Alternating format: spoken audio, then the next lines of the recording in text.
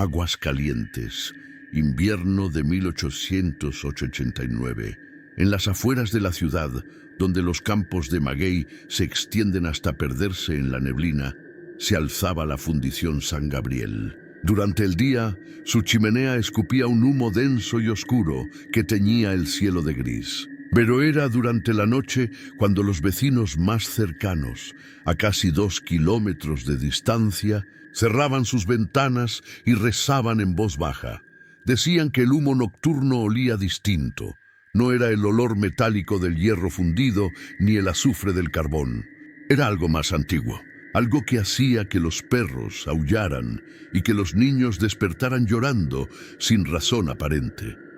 La fundición pertenecía a los hermanos Esteban y Vicente Carranza, 2 hombres que en menos de 5 años habían amasado una fortuna imposible de explicar.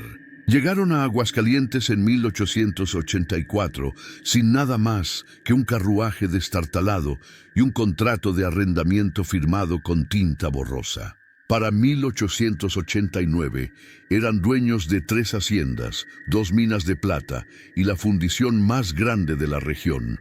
Nadie sabía exactamente qué fundían allí.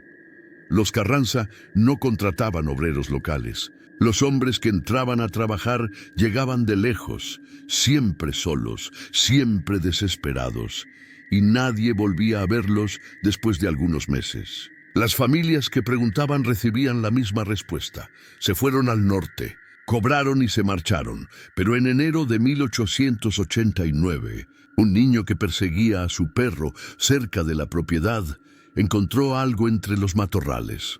Un anillo de oro con las iniciales JMR grabadas por dentro y adherido a él, un fragmento de hueso carbonizado. 3 semanas después, la fundición dejó de funcionar. Y cuando las autoridades finalmente entraron, lo que encontraron dentro del horno principal los perseguiría hasta el día de su muerte. ¿Qué estaban fundiendo realmente los hermanos Carranza? Si esta historia te está helando la sangre, suscríbete al canal. Cada semana desenterramos fortunas malditas y secretos que el tiempo intentó borrar. No te quedes fuera. El ascenso de los Carranza. Esteban y Vicente Carranza no nacieron en Aguascalientes. Según los registros parroquiales, llegaron desde algún punto impreciso del norte, quizás Durango, quizás Chihuahua, en el verano de 1884. Esteban tenía 34 años, Vicente apenas 28. Vestían ropas polvorientas pero dignas y hablaban con la seguridad de hombres que habían visto mucho mundo. Lo primero que hicieron fue rentar un terreno abandonado en las afueras de la ciudad, una antigua fábrica textil que había quebrado años atrás. El edificio estaba medio derruido, con las paredes manchadas de humedad y el techo parcialmente colapsado. Nadie entendía qué podían querer con semejante ruina, pero en 6 meses la transformación fue asombrosa. Contrataron albañiles de fuera, nunca locales, y levantaron muros nuevos, reforzaron la estructura, instalaron un horno industrial de proporciones descomunales. Para finales de 1884, la Fundición San Gabriel estaba operando. Decían que fundían hierro, bronce, tal vez plata de las minas cercanas. Pero nadie sabía con certeza. Los hermanos eran discretos hasta lo enfermizo.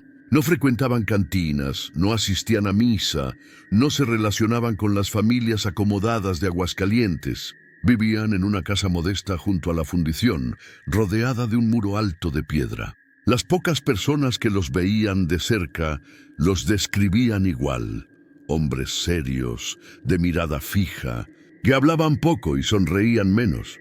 Pero el dinero fluía. En 1885 compraron su primera hacienda, San Isidro, al sur de la ciudad. Un año después adquirieron 2 minas de plata en Real de Asientos. En 1887, una segunda hacienda. En 1888, una tercera. Para cualquier observador externo, los Carranza eran el ejemplo perfecto del empresario porfiriano. Trabajo duro, visión, disciplina. Sin embargo, había detalles que no encajaban. Las minas que compraron eran conocidas por estar prácticamente agotadas. Las haciendas que adquirieron tenían tierras pobres, poco productivas, y sin embargo, cada mes los hermanos depositaban sumas enormes en el Banco de Aguascalientes. ¿De dónde salía ese oro? Los trabajadores que contrataban también eran extraños. Nunca eran hombres de la región. Llegaban solos, casi siempre de noche, traídos en carretas cerradas. Hombres sin familia, sin pasado claro. Algunos eran claramente peones despedidos de otras haciendas. Otros parecían vagabundos, borrachos, hombres que nadie echaría de menos. Y todos, sin excepción, desaparecían después de algunos meses. Cuando las familias preguntaban, la respuesta era siempre la misma. Cobraron su paga y se fueron al norte, a buscar mejor fortuna. Nadie sospechó nada, hasta aquella tarde de enero de 1889, cuando un niño llamado Tomás encontró el anillo entre los matorrales. Un anillo de oro con las iniciales JMR, Juan Miguel Rojas, un peón que había desaparecido 6 meses atrás y adherido al anillo, imposible de ignorar, un fragmento de hueso calcinado. El descubrimiento del niño. Tomás Beltrán tenía 11 años cuando su perro, un mestizo llamado Canelo, se escapó persiguiendo conejos hacia los terrenos de la Fundición San Gabriel. El niño lo siguió sin pensar, saltando cercas de piedra y adentrándose en la zona que todos evitaban. Fue allí, entre los matorrales secos que bordeaban el muro de la propiedad, donde Canelo comenzó a escarbar frenéticamente. Tomás se acercó, curioso, y apartó la tierra con las manos. Lo primero que vio fue el brillo del oro, un anillo grueso, labrado con delicadeza. Pero cuando lo tomó entre sus dedos, sintió algo áspero adherido al metal, un trozo de hueso. Pequeño, quebradizo, ennegrecido por el fuego. El niño corrió a casa y se lo mostró a su padre, don Gregorio Beltrán, un comerciante respetado en Aguascalientes. Don Gregorio reconoció las iniciales de inmediato, JMR, Juan Miguel Rojas, un peón que había trabajado brevemente en su almacén antes de ser contratado por los Carranza. Me dijo que iba a ganar el triple, recordó don Gregorio, que los hermanos pagaban muy bien. Nunca más lo vi. La noticia se esparció como pólvora. En cuestión de días, otras familias comenzaron a hablar. Un hombre que había desaparecido en julio, otro en septiembre, uno más en noviembre. Todos habían sido contratados por los Carranza. Todos habían entrado a la fundición. Ninguno había salido. Las autoridades no podían ignorarlo más. La investigación. El 3 de febrero de 1889, el juez municipal Francisco Delgado, acompañado de 4 policías y un escribano, se presentó en la Fundición San Gabriel con una orden de inspección. Los hermanos Carranza los recibieron con calma perturbadora. Esteban, el mayor, habló con voz pausada. «Adelante, señor juez. No tenemos nada que ocultar. La fundición estaba impecable. Herramientas ordenadas, pisos barridos, registros contables en perfecto estado». Vicente mostró las nóminas, nombres, fechas de entrada, fechas de salida, pagos completos. Todo en regla. «¿Y dónde están estos hombres ahora?», preguntó el juez señalando la lista. «Se fueron al norte, como siempre», respondió Vicente sin parpadear. «Aquí tienen sus firmas. Cobraron y partieron». El juez revisó las firmas. Todas diferentes, todas temblorosas, como trazadas por manos inexpertas o asustadas, pero no había pruebas de un crimen. Solo un anillo encontrado por un niño. ¿Y el horno?, y preguntó uno de los policías, señalando la estructura masiva al fondo del edificio. «¿Podemos inspeccionarlo?». Los hermanos intercambiaron una mirada brevísima. «Casi imperceptible, por supuesto», dijo Esteban. «Pero está apagado desde hace semanas. Estamos en periodo de mantenimiento». El juez Delgado se acercó al horno. Era una bestia de hierro y ladrillo refractario, con una boca enorme y una chimenea que ascendía hasta perderse en la oscuridad del techo. El interior estaba negro, silencioso, frío, demasiado limpio. «¿Qué funden aquí?», preguntó el juez. «Hierro, bronce, a veces plata de las minas», respondió Esteban. Depende del contrato. El juez pasó la mano por las paredes internas. Ceniza fina, nada más. No encontraron nada concreto. Ningún cuerpo, ninguna evidencia irrefutable. Solo sospechas y miradas nerviosas. Los hermanos Carranza fueron interrogados, pero nunca acusados formalmente. El caso quedó abierto pero sin avances. El silencio de la fundición. Después de aquella inspección, algo cambió. La fundición San Gabriel dejó de operar. Los hermanos cerraron las puertas. Despidieron a los pocos empleados administrativos que tenían y se encerraron en su casa junto al muro de piedra. Ya no salían a la ciudad, ya no hacían negocios. Pero por las noches, los vecinos más cercanos juraban ver luces moviéndose dentro de la fundición. Y el humo, ese humo espeso y de olor extraño, seguía saliendo de la chimenea. ¿Qué estaban quemando? Las autoridades volvieron a tocar la puerta el 19 de febrero. Esta vez nadie respondió. Forzaron la entrada. La casa estaba vacía, sin muebles, sin ropa, sin señales de vida. Como si los hermanos Carranza nunca hubieran existido. Solo quedaba un detalle inquietante. En la pared de la sala principal, escrito con carbón, había una frase en latín: aurum ex ossibus, oro de los huesos, el horno. 3 días después, un grupo de trabajadores municipales, armados con palas y linternas, entró a la fundición con la orden de inspeccionar el horno a fondo. Lo que encontraron dentro cambiaría a Aguascalientes para siempre. Dentro del horno, el 22 de febrero de 1889, bajo un cielo gris y pesado, 6 hombres entraron a la fundición San Gabriel armados con picos, palas y linternas de aceite. Entre ellos estaba el ingeniero municipal Rodrigo Ochoa, encargado de evaluar la estructura del horno antes de su posible demolición. Lo que encontraron no requirió ninguna evaluación técnica, requirió un sacerdote. Cuando Ochoa iluminó el interior del horno con su linterna, lo primero que vio fue la ceniza, capas y capas de ceniza compactada, acumulada durante años. Pero no era ceniza común, era demasiado blanca, demasiado fina, y entre ella, brillando bajo la luz temblorosa, había fragmentos de algo que no debería estar allí. Oro, pequeñas pepitas de oro fundido mezcladas con la ceniza. Y junto a ellas, incrustados en las paredes de ladrillo refractario, había restos que ningún hombre podía confundir. Dientes humanos, falanges carbonizadas, fragmentos de cráneo parcialmente fundidos. Uno de los trabajadores vomitó. Otro salió corriendo y no regresó. Rodrigo Ochoa, temblando, ordenó que sacaran todo. Cada pala de ceniza, cada fragmento, cada resto tardaron 3 días. La verdad emerge. Lo que extrajeron del horno superó las peores pesadillas de cualquiera. Más de 200 kilos de ceniza mezclada con restos óseos humanos. Docenas de dientes, fragmentos de mandíbulas, huesos largos calcinados, pero aún reconocibles. Y entre todo eso, disperso como semillas malditas, oro puro, pepitas pequeñas, irregulares, algunas aún con trazas de tejido orgánico adherido, como si hubieran sido extraídas directamente de cuerpos humanos y fundidas a temperaturas extremas. El doctor Emilio Vargas, médico forense traído desde la Ciudad de México, examinó los restos durante una semana completa. Su informe fue escueto pero devastador.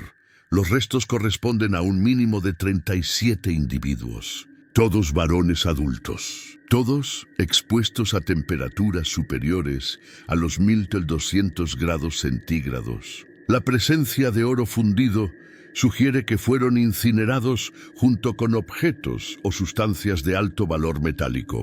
No se puede determinar si fueron asesinados antes de la cremación o... El doctor nunca terminó esa frase en voz alta, pero todos entendieron lo que implicaba. La teoría, las autoridades reconstruyeron la operación pieza por pieza. Los hermanos Carranza no eran fundidores, eran alquimistas de la codicia. Su método era simple y monstruoso. Contrataban hombres desesperados, sin familia, sin vínculos, hombres que nadie buscaría. Les pagaban bien las primeras semanas para generar confianza.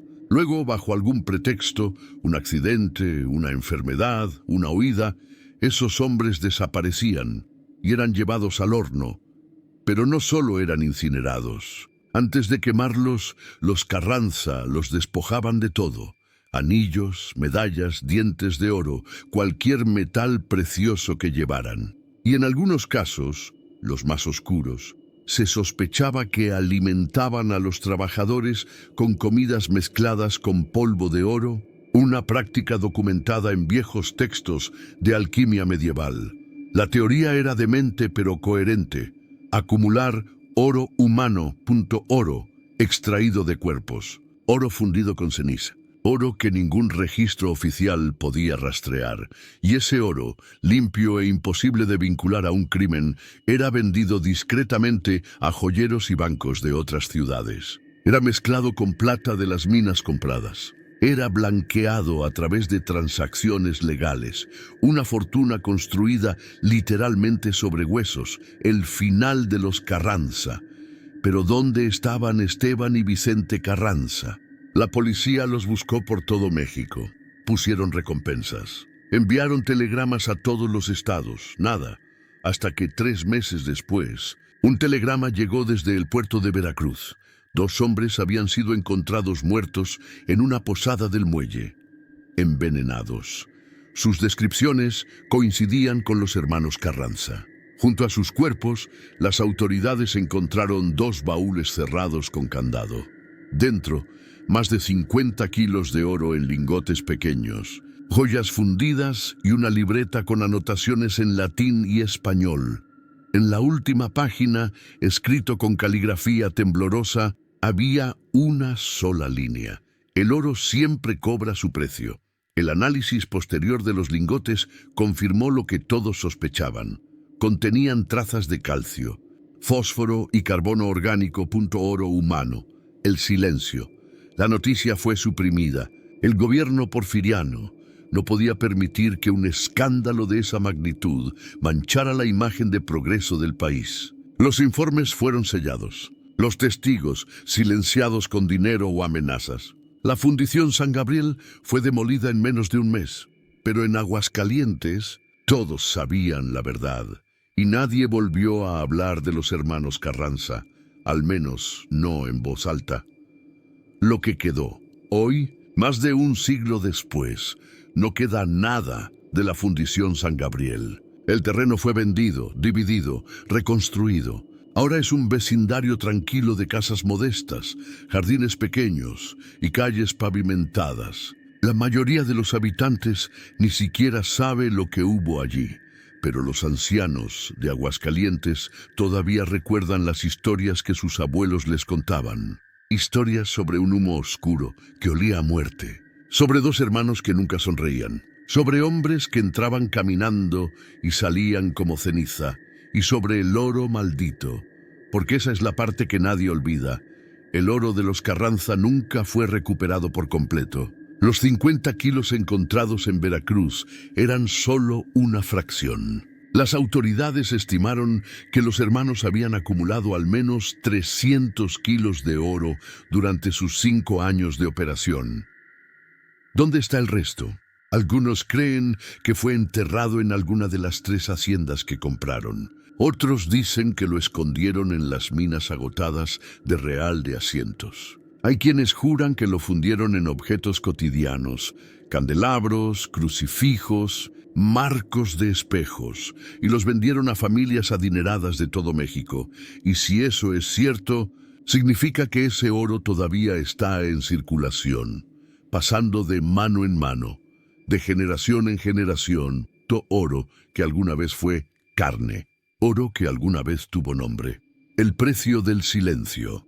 En 1923, un periodista de la Ciudad de México intentó investigar el caso Carranza para un artículo. Viajó a Aguascalientes, entrevistó a descendientes de testigos, revisó archivos municipales. Su artículo nunca se publicó. Fue encontrado muerto en su habitación de hotel, oficialmente por un infarto. Tenía 34 años y ningún historial médico previo. Sus notas desaparecieron. En 1957, un estudiante de historia escribió su tesis sobre crímenes industriales del Porfiriato e incluyó un capítulo sobre la Fundición San Gabriel. Su tesis fue rechazada. Le sugirieron cambiar de tema. En 1989, exactamente 100 años después de los hechos, un programa de radio local intentó hacer un especial conmemorativo. Fue cancelado 2 días antes de salir al aire. Sin explicación oficial, alguien no quiere que esta historia se cuente, o tal vez algo. Una última pregunta. Si los hermanos Carranza alimentaban el horno con huesos humanos para extraer oro, ¿qué los hizo pensar que eso funcionaría? ¿Dónde aprendieron ese método? ¿Y quién más lo sabe? Porque en México entre 1850 y 1930 hubo docenas de fortunas inexplicables. Familias que se enriquecieron de la noche a la mañana. Haciendas que prosperaban en tierras estériles. Minas que producían oro donde ya no debía haber nada. ¿Cuántas de esas fortunas fueron construidas de la misma manera? ¿Y cuánto de ese oro maldito sigue brillando en las vitrinas de las familias más ricas de este país? Esta fue la historia de los hermanos Carranza.